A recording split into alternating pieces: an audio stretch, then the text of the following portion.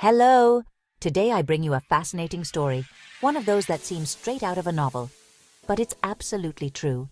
Did you know that the life of Charles Dickens, the famous author of books like Oliver Twist and A Christmas Carol, has as many dramatic twists and turns as his own books? From a childhood full of hardship to becoming the most celebrated writer of the Victorian era, Dickens not only created unforgettable stories, but also lived a life worth telling. And yes, rumor has it that he even had a stalker in the United States. So if you like stories of overcoming challenges, drama, and great characters, stay with me. A beginning full of promise and hardship. Charles John Huffam Dickens was born on February 7, 1812, in Portsmouth, England. His family, although loving, was marked by financial instability. His father, John Dickens, worked as a clerk in the Navy, and his mother, Elizabeth Barrow, was a woman who loved reading, music, and dancing. But the problem started early. John, Charles's father, was a dreamer who spent more than he earned, accumulating debts that would drag the whole family down. Despite this, Dickens' early years in Chatham near Rochester were happy. There he developed a deep love for reading, devouring stories like Robinson Crusoe, 1001 Nights, and Gothic tales full of terror and mystery that his nannies told him. However, at the age of 10, his world was turned upside down. The family moved to London, and the financial hardship became more evident. Charles had to leave school, something that would mark him for the rest of his life.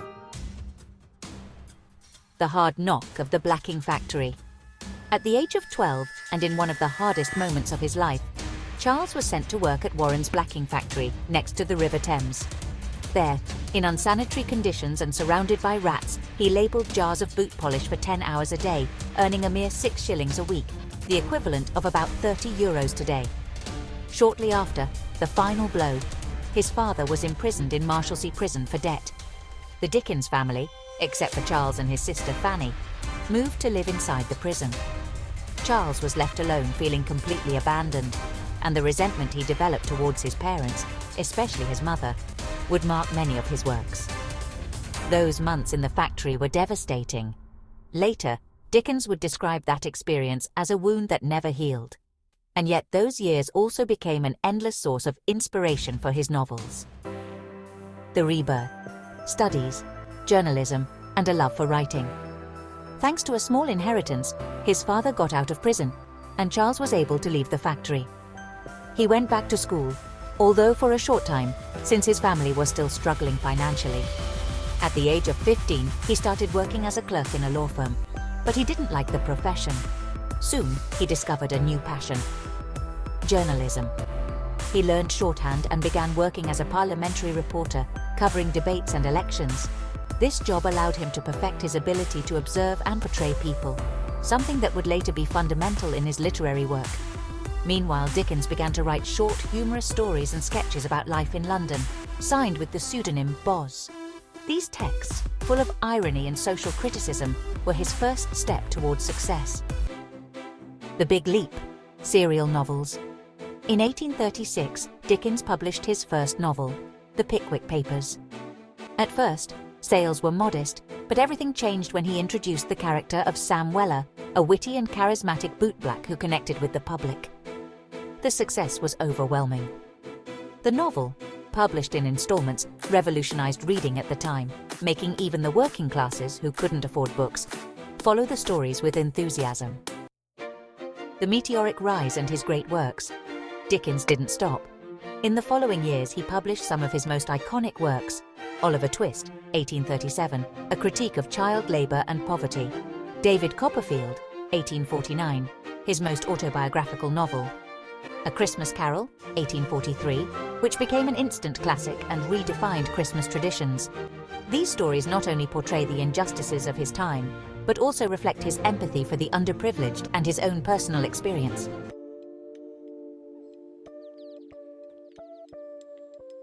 International fame and personal challenges. Dickens's fame crossed borders, especially after his first trip to the United States in 1842. He was received as a celebrity, but was also horrified by the slavery and inequality he witnessed there. However, not everything in his life was a success. His marriage to Catherine Hogarth, with whom he had 10 children, began to deteriorate. Dickens was a passionate and energetic man, but also demanding and critical, which eventually fractured the relationship.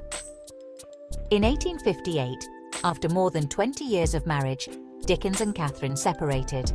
It was a scandal in Puritan Victorian society, and Dickens tried to control the narrative, even blaming his wife for the breakup.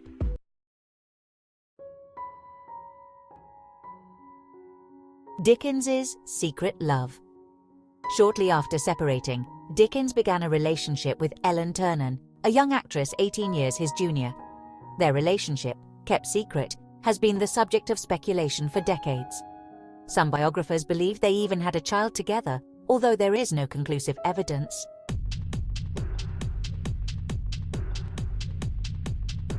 The obsession with public readings. Despite the personal ups and downs, Dickens never stopped working. In his later years, he found a new passion: the dramatized readings of his works. These tours, which took him all over England and the United States, turned him into a true showman. However, the tours also seriously affected his health. Dickens suffered from insomnia, exhaustion and heart problems, but he continued with an almost superhuman energy.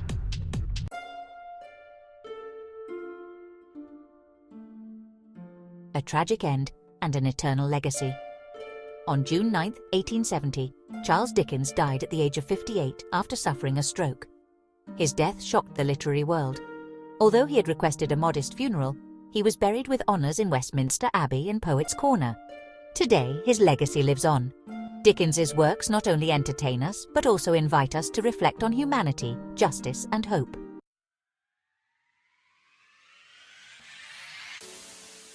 Conclusion. An immortal genius. What do you think about the life of Charles Dickens? Which of his works is your favourite? Leave me your comments, and don't forget to subscribe for more fascinating stories. Thank you so much for joining me on this journey to the heart of literature. See you in the next video, curious minds. See you soon!